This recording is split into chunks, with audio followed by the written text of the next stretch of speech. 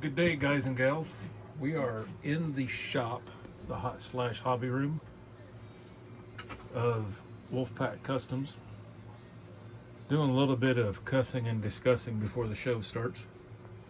We're kind of trying to come up with a plan about doing something extra special for some very good friends of ours.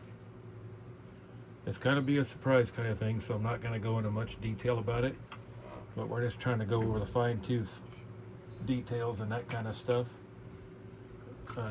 Get those guys out there, get them subscribed up. We can do a live show when we're doing this thing. Come out and come see us.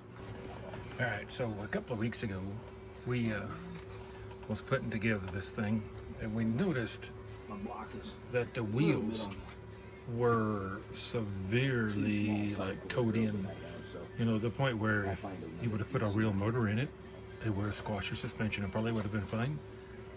So we cut that out and we rebuilt the front end to where the tires are pretty close to being where they should be. I'm Michael Way, how are you? Guys, if I butcher One of the your things name, my that you'll know is when we do these kits, before we finalize them and put them all together, we have to make sure that we got everything done that we wanted done.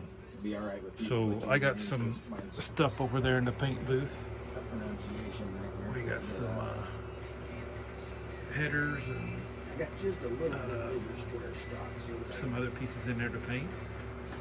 And I was going over the suspension on this car and realized I had not painted the new parts yet. So that's what we're going to do. I'm going to trim your So part of this is overcast here off. where we modified the engine. It's got a little piece in there that we need to take out. And JD's going to show us how to do that right quick.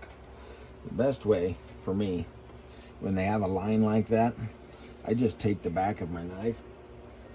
And if you can't hold on to it in your hand or whatever, you can lay it down on a soft surface where we've already painted. Take your knife on the back side of it and just scribe around it, and you'll do that until that piece pops out. So you can see out here where it was thin, see how fast that's coming through it, and you'll do that all the way around it. Once you do that all the way around it, then you can just gently pop that piece out of there.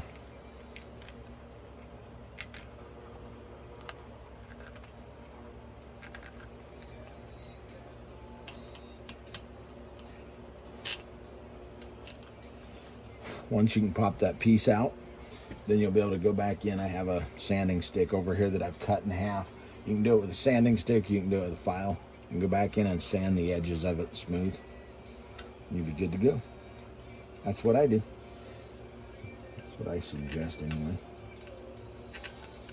I'm gonna give that to you over here now. I have better luck doing it with the back of the blade than I do the front. And I've done doors the same way. You can cut doors out that way. I suggest on doors before you paint your body. It is doable that way. Okay, y'all, we are going to wrap up this week's shop talk. I'm really hoping next week I should have my tripod in, and I should be able to do some of this stuff on camera. It's so difficult to try to work with one hand and try to do these things. Maybe we'll set up a tripod and we'll run some videos of JD running his voodoo. And we're gonna set up these two cars side by side, maybe if I don't kill myself trying to get there, and show you the difference in experience on model building. The one on the right is a 73 Mercury Cougar. Now it has been a little bit modified. We have to do some hood work on it.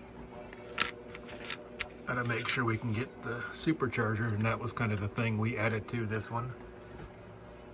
We did roll some headers out from underneath it.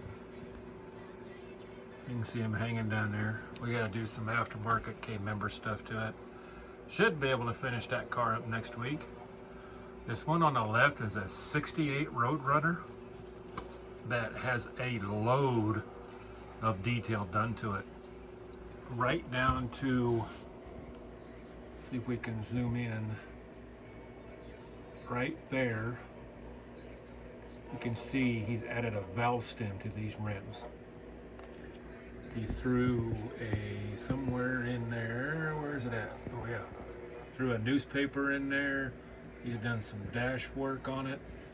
He did, so that's why I need a tripod, because I am so shaky. A lot of stuff underneath it, brake line wise, shock wise, all those things. He will add spark plug wires to this motor. These things do not come with spark plug wires. They don't come with brake lines. They don't come with that stuff. The creativity is just phenomenal, guys. Up there on, he calls it the spinneroonie, I guess. He's got a Gremlin and some kind of a Jeep thing going on. The tan one is a replica of the AMC Gremlin that we had when we was younger. It was my brother Sonny's car. And then the lifted one is also an AMC Gremlin, and that was built by Nathan Reisdorf. He does phenomenal work. He sent that to me, and I hold it dearly in my collection. Guys that send me stuff, it's just, there's something about that stuff that it's just different. It goes in a case of its own, a display case, and I hold on to it. It's near and dear to my heart just because it's cool stuff like that. Again, we're gonna quit for the day. I should be able to do more stuff on camera next week, hopefully anyway. Come check him out. Wolfpack Customs on Facebook on Sundays at 2. If we can get to 50 subscribers, guys, we can do a live show, and we'll run that route too. Like, share, and subscribe. We'll see you next time.